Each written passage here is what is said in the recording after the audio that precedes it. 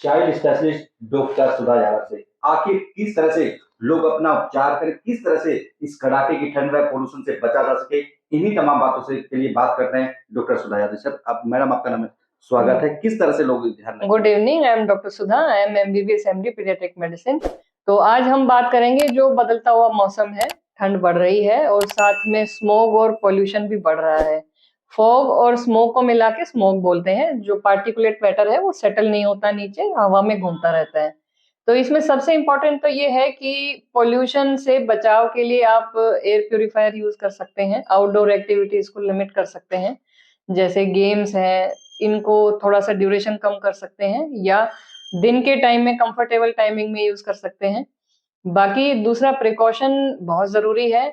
बहुत ज्यादा ठंड में ज्यादा टाइम घूमना नहीं है। चिली जो विंड्स होती हैं उनसे प्रॉब्लम ज्यादा हो सकती है। टेम्परेचर चेंजेस से वेजोमोटर राइनाइटिस हो सकता है और pneumonia, you upper respiratory alert या इन्फेक्शन ये इस मौसम में बढ़ते हैं।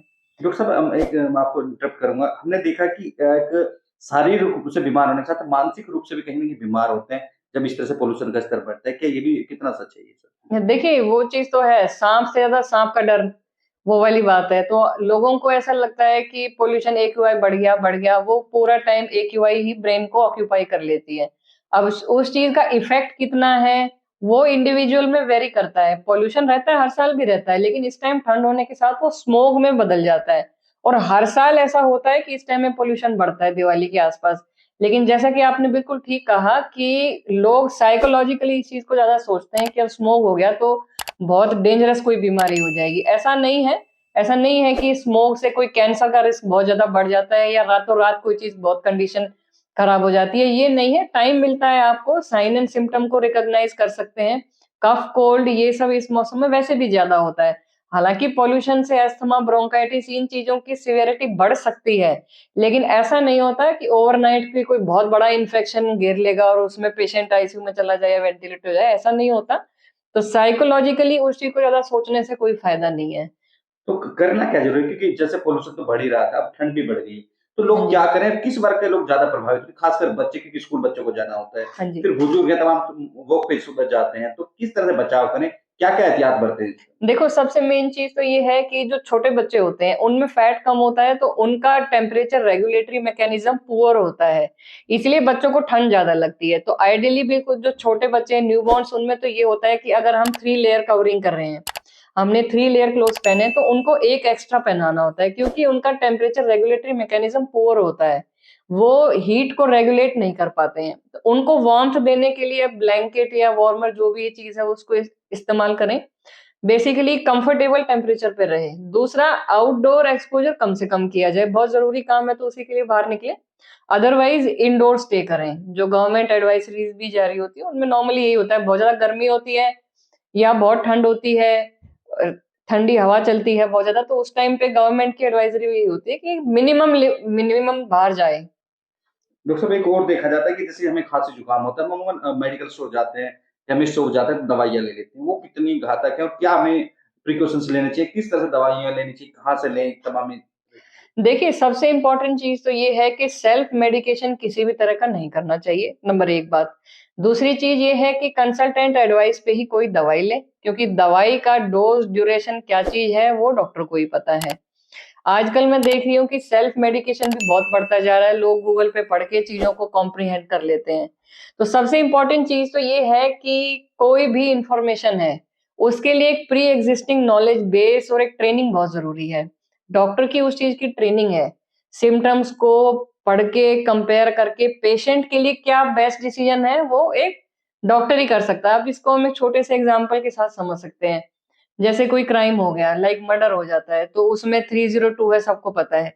लेकिन ऐसा नहीं है ना कि हमने किसी टेक्नीशियन को बिठा दिया, वो देखेगा जी 302 है, ठीक है अभी कैपिटल पनिशमेंट दीजिए। वहां जज होता है, वो देखेगा क्राइम है कि नहीं।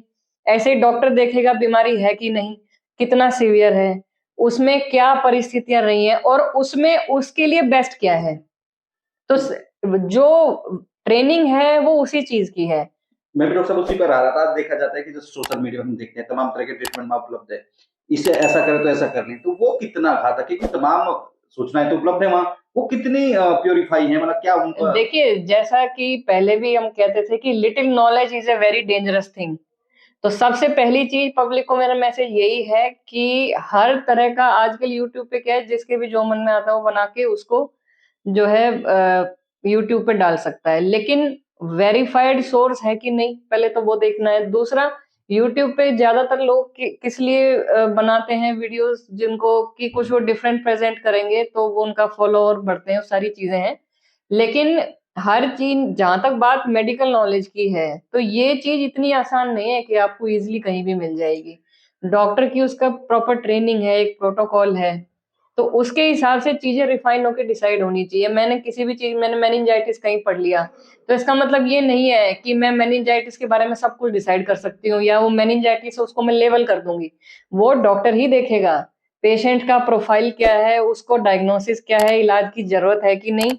ऐसे ही जज भी हर चीज को देखता है कि किस कंडीशन में क्या, किस परिस्थिति में क्या चीज हुई है। मतलब पढ़े जरूर, लेकिन डॉक्टर से वेरीफाइड जरूर हाँ जी, करें। वेरीफाई जरूर करें। और दूसरी चीज ये है कि ज्यादा पढ़ने से भी कोई बेनिफिट नहीं है, क्योंकि वो एक आपकी एप्रीहेंशन क्रिएट करेगा।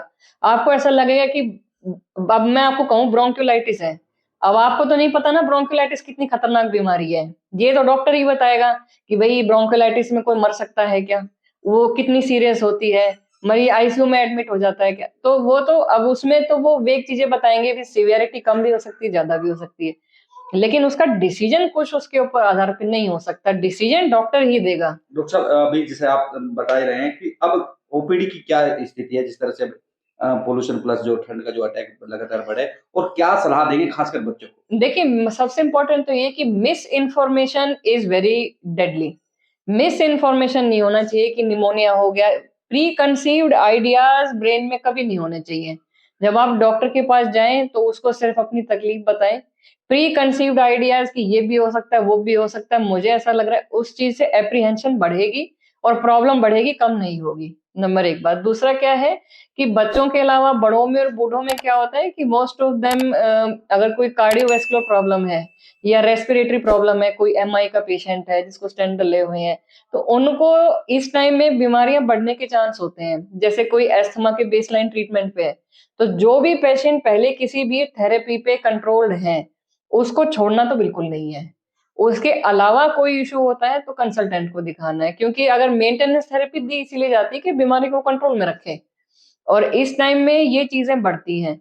दूसरा, स्मोकिंग सबसे बड़ा प्रेसिपिटेंट है क्रॉनिक एयरवे पल्मोनरी डिसीजेज के लिए, तो वो तो बिल्कुल ही अवॉइड करना है। वो रिस्क को 200-400 टाइम्स बढ़ाता है, और इस मौसम में COPD, MI, acute coronary syndrome, ये सब बढ़ते हैं, क्योंकि वेसल्स कॉन्स्ट्रिक्ट होती है। कॉन्स्ट्रिक्ट होने की वजह से they are more prone to develop complications also. So get an expert advice and continue with the maintenance therapy, that is more important। और ज्यादा किसी से, हमेशा एक वेरीफाइड सोर्स या जो एक्सपर्ट है उसी की ओपिनियन लेनी है। ज्यादा लोगों से कंफ्यूजन होता है और उससे डिसीजन कुछ नहीं निकलता, वो पेशेंट के बेनिफिट में नहीं होता है। देखिए, जिस तरह से लगातार डॉक्टर सुधा यादव बता रहे हैं कि जरूरी है कि वेरीफाइड सोर्स रखें, क्योंकि डॉक्टर ही बता सकता है आपकी बीमारी क्या है, उसका निदान कैसे किया जाना है।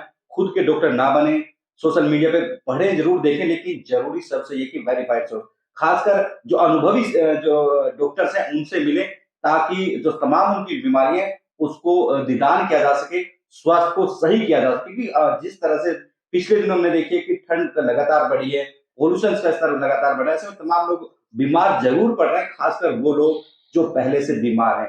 ऐसे में जरूरी है कि किसी अच्छे जो डॉक्टर्स हैं उनसे सलाह जरूर लें, ताकि अपने स्वास्थ्य को सही रखा जा सके। नमस्कार।